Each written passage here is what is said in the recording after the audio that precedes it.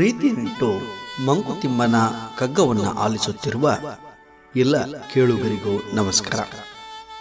ಈ ದಿನದ ಜ್ಞಾನವೇ ಬೆಳಕು ಕಗ್ಗ ಸರಣಿ ಸಂಚಿಕೆ 266. ನಾನು ನಿಮ್ಮೊಂದಿಗೆ ಕರುಣಾಕರ ಬಳಕೂರು. ಕಗ್ಗ ಗಾಯನಕ್ಕೆ ಧ್ವನಿಯಾಗಿದ್ದಾರೆ ವಿದ್ವಾನ್ ಸುರೇಶ್ ರಾವತ್ತೂರು. ಬನ್ನಿ ಕೇಳುಗರೆ, ಈ ದಿನದ ಕಗ್ಗ ಮಾಲಿಕೆಯಲ್ಲಿ ಮಾನ್ಯ ಡಿವಿಜಿ ಅವರ ಕಗ್ಗವನ್ನು ಕೇಳಿ ಬರೋಣ.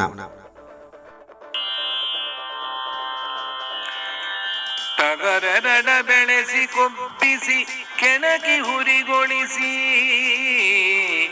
ಜಗಳವಾಡಿಸಿ ದೈವ ಜೀವಗಳ ಬೆಸರಿಯು ನಗುತ್ತಲಿರುವನು ನೋಡಿ ಪರಬೊಮ್ಮನೆಂಬಿನದಿ ಬಿಗಿಯದಿರು ನಿಂಬಿಗಿ ಮಂಕುತಿಮ್ಮ. ನಗುತ್ತಲಿರುವನು ನೋಡಿ ಪರಬೊಮ್ಮನೆಂಬಿನದಿ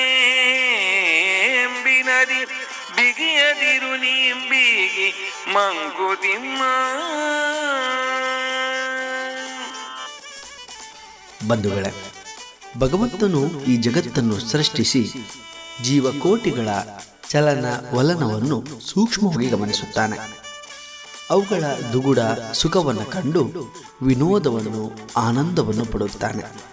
ಉದಾಹರಣೆಗೆ, ಪರಮಾತ್ಮನು ಈ ಭೂಮಿಯ ಮೇಲೆ 2 ಟಗರುಗಳನ್ನು ಸೃಷ್ಟಿಸಿ ಅವುಗಳನ್ನು ಚೆನ್ನಾಗಿ ಬೆಳೆಸಿ ಶಕ್ತಿ ತುಂಬಿ ಬರುವಂತೆ ಆದಾಗ ಅವುಗಳಿಗೆ ಉತ್ಸಾಹ ಮತ್ತು ಉತ್ತೇಜನವನ್ನು ನೀಡಿ ದೇವರ ನಾಮದ ನೆಪದಲ್ಲಿ ಜಗಳವನ್ನಾಡಿಸಿ ಆ ಪಂದ್ಯವನ್ನು ಕಂಡು ಭಗವಂತನು ಆನಂದದಿಂದ ನಗುತ್ತಾನೆ. ಇದು ಕೇವಲ ಪ್ರಾಣಿಗಳಲ್ಲಿ ಮಾತ್ರವಲ್ಲ, ಸರ್ವ ಜೀವಕೋಟಿಗಳಲ್ಲಿಯೂ ಕೂಡ ನಮ್ಮ ಕಣ್ಣಿಗೆ ಕಾಣದಂತೆ ನಡೆಯುತ್ತದೆ. ಹಾಗಾಗಿ ಮಾನವರಾಗಿರುವ ನಾವೆಲ್ಲರೂ ಅತಿ ಜಾಗರೂಕತೆಯಿಂದ ಬದುಕನ್ನು ಕಂಡುಕೊಳ್ಳಬೇಕಾಗಿದೆ.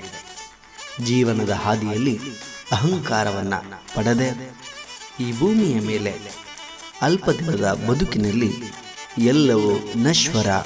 ಹಾಗಾಗಿ ನಾವು ಮಾಡುವ ಪುಣ್ಯ ಕರ್ಮಾದಿಗಳೇ ಶ್ರೇಷ್ಠವಾಗಿರುತ್ತವೆ ಎನ್ನುವ ಭಾವವನ್ನು ಅರಿತಿರಬೇಕು. ನಾವು ಕೂಡ ಟಗರುಗಳಲ್ಲಿ ಒಂದು ಎನ್ನುವುದನ್ನು ಇಲ್ಲಿ ಮರೆಯಬಾರದು. ಇಲ್ಲಿ ನಡೆಯುವ ಎಲ್ಲ ಕ್ರಿಯೆಗಳು ಕೂಡ ವಿನೋದವಾಗಿಯೇ ಕಾಣಿಸುತ್ತದೆ ಎಂಬ ವಿಚಾರವನ್ನು ಮಾನ್ಯ ಡಿವಿಜಿ ಅವರು ಈ ಕಗ್ಗದಲ್ಲಿ ಉಲ್ಲೇಖಿಸುವುದನ್ನು ಕಾಣಬಹುದು. ಬಂಧುಗಳೇ, ನಾಳೆ ಇನ್ನೊಂದು ಕಗ್ಗದೊಂದಿಗೆ ನಾವು ಬರುತ್ತೇವೆ. ಅಲ್ಲಿಯವರೆಗೆ ನಮಸ್ಕಾರ, ಶುಭ ದಿನ.